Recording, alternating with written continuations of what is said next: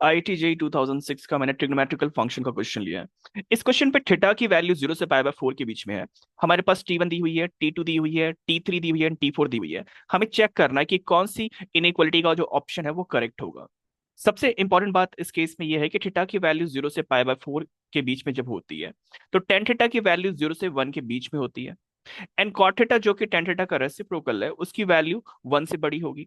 यानी दो important observations हमें यहां से समझ में आती है। सबसे पहली बात यह कि टेन थीटा की वैल्यू जो होगी 1 से थोड़ी छोटी होगी।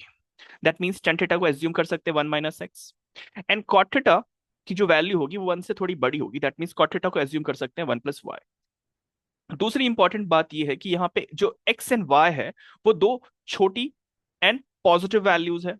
तो हमारे केस में T1, T2, T3 and T4 1 - x and 1 + y के टर्म्स में आ गया। दो इंपॉर्टेंट ऑब्जर्वेशंस, दो इंपॉर्टेंट फैक्ट्स हमें याद रखने हैं। सबसे पहली बात यह कि अगर वैल्यू 0 से 1 के बीच में है, जैसे p की वैल्यू 0 से 1 के बीच में है, तो जैसे जैसे पावर बढ़ाएंगे तो वैल्यू डिक्रीज करती जाती है, जैसा एक्सपोनेंशियली डिक्रीजिंग कर्व में होता है। दूसरी इंपॉर्टेंट बात यह कि अगर एक वैल्यू है जो 1 से बड़ी है, तो जैसे जैसे पावर बढ़ाते हैं तो वैल्यू इंक्रीज करते जाती है। जैसे 2 जो है वो 1 से बड़ी वैल्यू, दैट मीन्स 2 का जो क्यूब होगा वो 2 के स्क्वायर से बड़ा होगा। करेक्ट। अब आते हैं क्वेश्चन पे। सबसे पहले हमें ध्यान देना है कि बेस किसका, किस किस ऑप्शन का बेस बड़ा है। T3 एंड T4 का जो बेस है वो 1 से बड़ा है। तो हमें चेक करना है कि पावर किसकी बड़ी है। पावर बड़ी है T4 की, यानी T4 सबसे बड़ा आ जाएगा।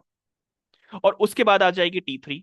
उसके बाद चेक करना है कि दूसरा जो कि T1 एंड T2 के बीच में कंपटीशन है, इसमें चेक करना है कि पावर किसका बड़ा है। पावर बड़ा है T2 का। दैट मीन्स ये सबसे छोटी आ जाएगी, क्योंकि जब भी वैल्यू 0 से 1 के बीच में होती है जिसका पावर बड़ा होता है वो वैल्यू छोटी आती है। That means T4 is greater than T3, that is greater than T1 and that is greater than T2, and that is I think option number B. Option number B. So please like and subscribe, and thank you.